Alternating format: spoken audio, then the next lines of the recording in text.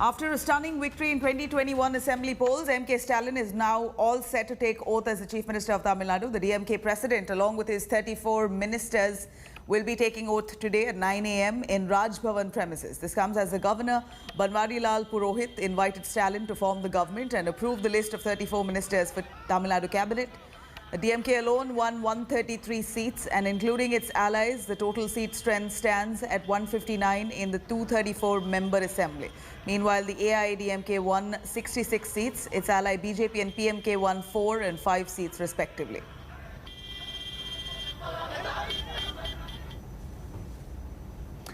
Now, M.K. Stalin all set to begin his rule in Tamil Nadu. Son of M. Karunanidhi, Stalin has a long political journey and took decades to work his way up the political ranks. Let's take a look at his journey.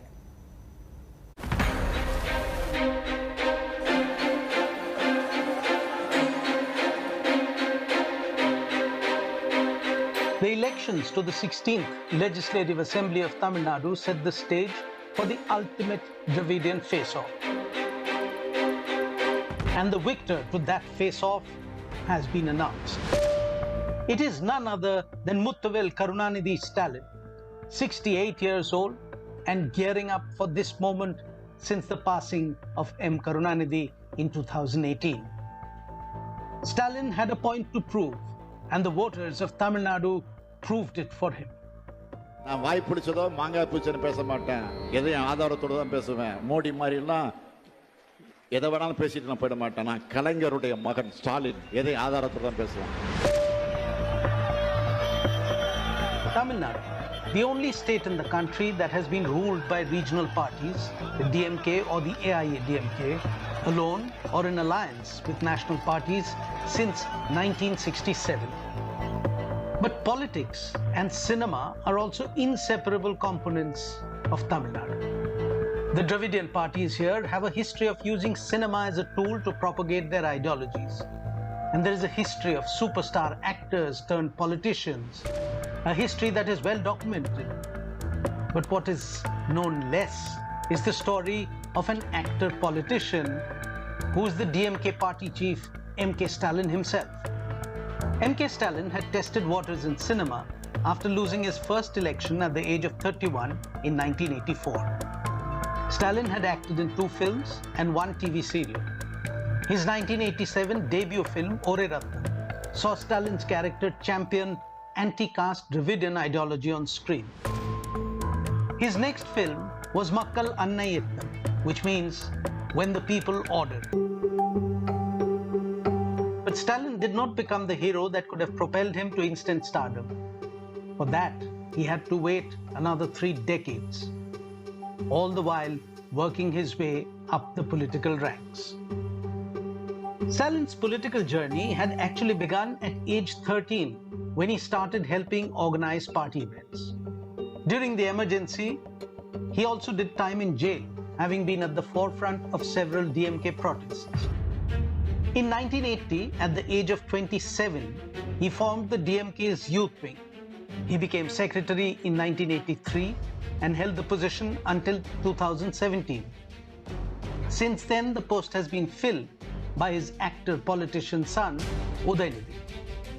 Stalin had lost his first electoral outing in 1984 from Chennai's Thousand Lights Assembly constituency, the same seat that he won in 1989. He lost it in 1991, but starting 1996, was elected for 3 consecutive terms from the same constituency. Since 2011, Stalin has been representing Kollattur. And in the years leading up to heading the DMK, Stalin has been party treasurer, Chennai mayor, as well as deputy chief minister of Tamil Nadu. கலைஞர் இல்லாவிட்டாலும் அவர் எங்களுக்கு கற்றுக் கொடுத்த பாடம் எங்களுடைய மனசில் இருக்கு. அதனால கலைஞருடைய அந்த பயிற்சி எங்களுக்கு இருக்கு. அந்த பயிற்சியை வச்சுட்டு தான் நாங்கள் வந்து கட்சியை நடத்துகிறோம். ஆட்சிக்கு வருவாங்க நம்பிக்கை எங்களுக்கு இருக்கு. M.K. Stalin was born on 1st of March 1953 to Karunanidhi's first wife. 4 days later, the all-powerful Soviet leader, Joseph Stalin, died in faraway Moscow. Thousands of kilometers away, at a condolence meeting in Madras, M. Karunanidhi named his newly born son after the communist leader. Those who have worked closely with him say Stalin is a cautious politician, risk-averse, unlike his father M. Karunanidhi, whose legacy rests heavy on him. But Stalin is firm in his resolutions. He can be a tough negotiator. In these elections, DMK's old ally, the Congress, wanted more than 50 seats, and negotiations were on the verge of breakdown. There were DMK leaders who were willing to break the alliance, but Stalin insisted on a solution. The coalition did not break, and Stalin led the DMK, contesting in 173 seats, while allotting the remaining 61 to 12 allies. The Congress got 25. 68-year-old Stalin has waited in the wings for decades, and this election has been a test of Stalin's leadership. He had to prove that the DMK's sweeping win of 38 out of 39 seats in the 2019 Lok Sabha elections was not a flash in the pan.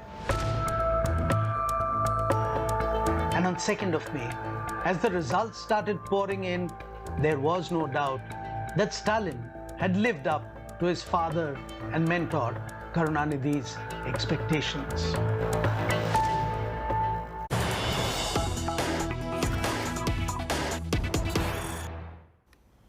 We have some big news coming in. Prime Minister Narendra Modi, who held a meeting with chief ministers over the COVID situation. Now you have Jharkhand Chief Minister Hemant Soren, who's come out to hit out at the Prime Minister, saying Prime Minister Modi has only delivered his Mann Ki Baat, saying that it would have been really better if he would have said something more important. Hemant Soren, Jharkhand Chief Minister, has now come out to hit out at Prime Minister Modi, who held a meeting with chief ministers of states on the COVID situation across the country. Hemant Soren says that Prime Minister only delivered his Mann Ki Baat and said nothing of importance. And he wishes that the Prime Minister said something important in the meeting. Hemant Soren now hitting out at the Prime Minister after the meeting over the COVID crisis.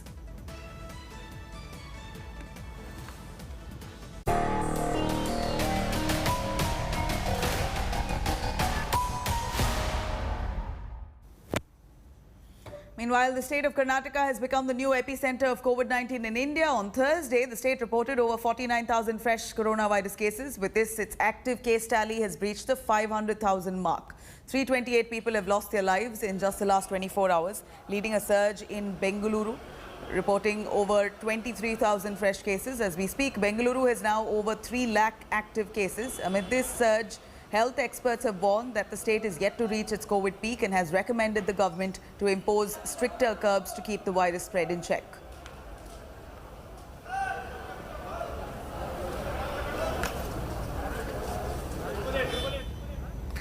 Meanwhile, as Eid al-Fitr festivities draw closer, COVIDians are thronging markets without following any guidelines. The iconic Charminar in Hyderabad, the market nearby, was flooded with people who threw all social distancing norms to the wind. Let's take a look.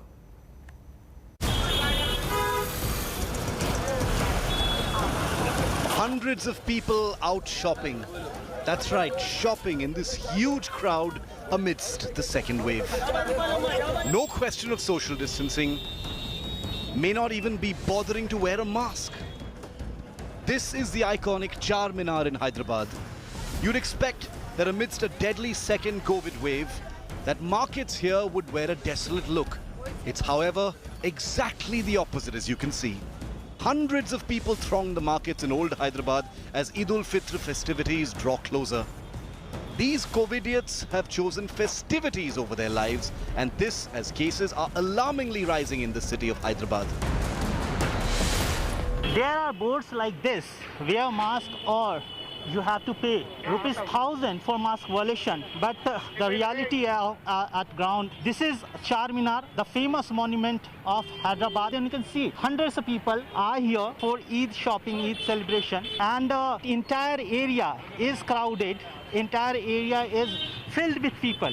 And this is just afternoon. The day will progress, more crowd will throng and more crowd will gather at this place. Has any action been taken by the authorities? Nothing yet. With only a night curfew imposed so far, nothing has been done by authorities to stop this kind of super spreading ahead of festivities. This kind of overcrowding is a matter of serious concern and has led to several experts demanding a lockdown before Eid. But the Telangana Chief Secretary claims all is well. The government knows that the situation is under control, and we also know that lockdown valna pedda upyogam ledu. We have to be careful.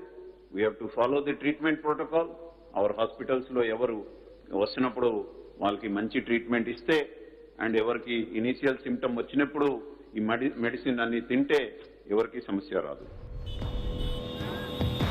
The coronavirus cases in Hyderabad are low when compared to other cities, but what is a matter of concern is these kinds of scenes at markets in old Hyderabad and the lack of testing, something that the Telangana High Court also slammed the KCR government over. We've seen how gatherings have led to a huge surge in coronavirus cases across the country, and it was this laxity and neglect that led to the second COVID wave that has ravaged and is continuing to ravage the country. But for authorities and citizens here, faith and festivities matter more than their lives. With Ashish Pandey in Hyderabad, Bureau Report, India Today. Now, in a big boost to fight against coronavirus, Russia approves a single-dose Sputnik Light COVID vaccine for use. In fact, the approval is no less than a revolution, as it needs to be administered only once. It's a single-dose shot and yet has 80% efficacy rate, is what's believed. Sputnik Light will now double the vaccination rate if it does come into... In fact, if it is implemented in India, the manufacturer's first vaccine, Sputnik V, is already registered in 64 countries, covering a population of over 3.2 billion people. The single-shot vaccine will help in achieving a higher level of protection at a quicker pace.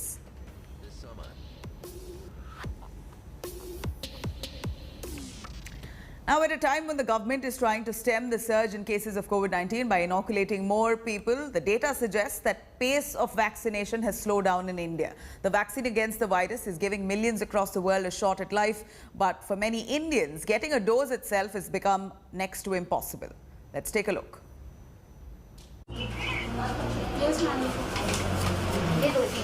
There is shortage,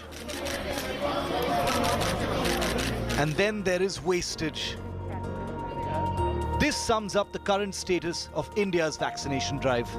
After touching a peak of 42 lakh doses administered on a single day on April the 2nd, the number is on a steady decline.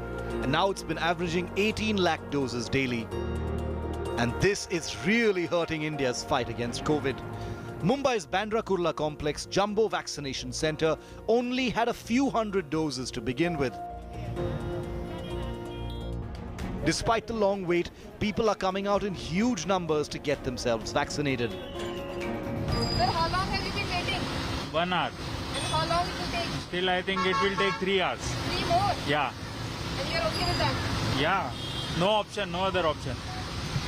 Well, that's a Mumbaikar speaking about the drive-in vaccination center which has been done right here at the Kohinoor Center in Dadar area of Mumbai. And this particular drive-in, as you can see, it's on the arterial road of Mumbai, wherein these vehicles have been queued up by the traffic police. They try to ensure that there is no traffic, and the people keep waiting here in these queues which lead up to the vaccination center. For the 18 to 44 age group category individuals, the situation isn't too promising in and around Delhi. Neither at government-run centres. You cannot find any schedule to get vaccinated if you are between 18 to 44. So there are no slots available. There are various CHCs here, PHCs here, but none of them are available. Also in private hospitals, I have seen in Max, they are charging 900 for a vaccine, for a shot. So yeah, that's not, vaccine is not available for 18 to 44. No, not at all. Nor at private hospitals. I'm not sure, like we are calling the private hospital also, but we are not getting any response. They said they don't have any stock right now. So whenever the stock will come, they'll inform us. So we are still waiting. For those who get lucky and get a chance to book a slot.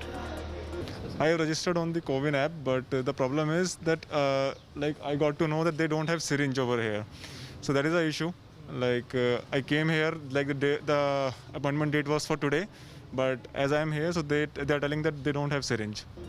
Many blame the wastage for the jab crunch in several states. The maximum wastage of vaccines have been found in Tamil Nadu, Assam, Manipur and Haryana among major states, according to the Ministry of Health and Family Welfare. A little more than 16 crore people have been partially vaccinated since the country's vaccination program began on January the 16th this year. If the pace of vaccination continues the way it's been, it would take nearly 3 years to cover the entire country. With Vidya and Mustafa Sheikh in Mumbai and Abhishek in Delhi, Bureau Report, India Today. Politics explodes after BJP MP Tejasvi Surya exposed a bed for bribe scam going at the BBMP war room for bed allocation. Congress, meanwhile, has hit out at Tejasvi Surya, accusing him of giving this scam a communal twist. Let's take a look. The unearthing of a massive hospital bed scam by a BJP MP in Bengaluru has taken a sharp communal turn.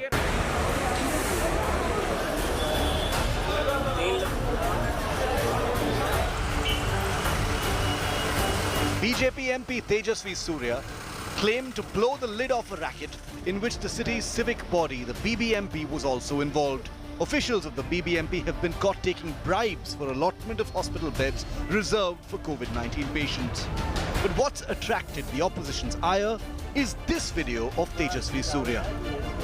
17 jana. Mansoor Ali, Tahir Ali Khan, Sadiq Basha, Muhammad Zayed, Alsai Sair, Umair Khan, Salman Hurif, Zamir Pasha, Zabiullah Khan, Sayyid Hasnain, Sayyid Shahid, Shahid Shabazz, MD Yunus, Sayyid Moin Shah, Sayyid Muesh Shah, Al Saeed. Who is this? Who are these people? The Congress has latched on to this footage to accuse the BJP MP of communalizing the bed scam. Whoever is an accused, whether it's from Muslim or Hindu community. So if 17 people belonging to Muslim community work in a war room out of 212, and for that also they don't tolerate 17 people out of 200 means, what is your Sabka Saath, Sabka Vikas? Mansoor Ali. Tejasvi's video has also led to sharp reactions on social media. Kollywood actor Siddharth even going to the extent of calling Tejasvi the next Ajmal Kasab. The scam has also backfired on the BJP government, with opposition leaders and many within the party also lashing out at the state and centre. The allotment is there. See, whoever does offence or go against the rules, let them be punished. You please ask him to go to Prime Minister and ask the Prime Minister to allot more oxygen, the required quantity of oxygen to Karnataka. ಇವತ್ತು ನಾವು ಆರೋಗ್ಯ ಸಚಿವರು ನಾನು ಟೀಕೆ ಮಾಡ್ತೇನೆ. ಇವತ್ತಿನ ಘಟನೆ ಒಂದು ನಮ್ಮ ಪಕ್ಷದ ಸಂಘಟನೆಗೂ ಮುಜುಗರಾಗಿದೆ, ಎರಡನೇದು ನಮ್ಮ ಸರ್ಕಾರಕ್ಕೂ ಮುಜುಗರಾಗಿದೆ. ಮುಖ್ಯಮಂತ್ರಿಗಳು ಯೂನಿವರ್ಸಿಟಿಯಲ್ಲಿ ಎಲ್ಲ ಕಾಲಕಾಲಕ್ಕೆ ಮೀಟಿಂಗು ಮತ್ತದೆಲ್ಲವೂ ಮಾಡ್ತಾರೆ. ಆದರೆ ಆರೋಗ್ಯ ಸಚಿವರು ನೀವು ಎರಡು ಖಾತೆ ಬೇಕಂತ ಹೇಳ್ಕೊಡ್ತೇವೆ. ಎರಡು ಖಾತೆ ಯಾರಿಗೋಸ್ಕರ? ಒಂದು ಮೆಡಿಕಲ್ ಎಜುಕೇಷನ್ ನಿಮಗೆ ಬೇಕು, ಹೆಲ್ತ್ ನಿಮಗೆ ಬೇಕು, ಹಂಗೆ ನಿಮ್ಮ ಜವಾಬ್ದಾರಿ ಏನು? ನಾನು ಏನಕ್ಕೆ ಇಚ್ಛೆ ಪಡ್ತೀನಿ, ಇವತ್ತು ಕೆಲಸಗಳನ್ನು ನಿರ್ವಹಿಸಕ್ಕಾಗಲ್ಲ, ರಾಜೀನಾಮೆ ಕೊಟ್ಟು ನಾನು ಬೇರೆ ನನಗೆ ದುರಾಸೆ ಇದೆ, ನಾನು ಮಂತ್ರಿ ಆಗಬೇಕಂತಲೂ ಖಂಡಿತ. Meanwhile, the Karnataka police has cracked the whip on this racket, arresting 3 virus vultures. The modus operandi of the Bengaluru bed scam runs something like this. Step 1, citizens calling for beds are immediately told no beds are available. Then in some instances, a bribe is demanded for allotment of beds under the government quota. A bed is then blocked in the system for 12 hours, during which the deal is done with the desperate patient. If the deal doesn't go through, the bed is back in operation for the next bribe attempt. Now the BBMP bed scam has descended into a communal political fight between the Congress and the BJP, with the opposition accusing Tejasvi Surya of targeting one particular community. So while the politics rages on, it's the people of Bengaluru who are suffering and struggling to find a bed amidst the second wave that has hit the city hard. With video journalist Madhuar, Nolan Pinto for India Today. On that note, it's a wrap on this bulletin. Further news and updates, do log on to indiatoday.in. You could also download our app for more. Stay tuned. News and updates to continue.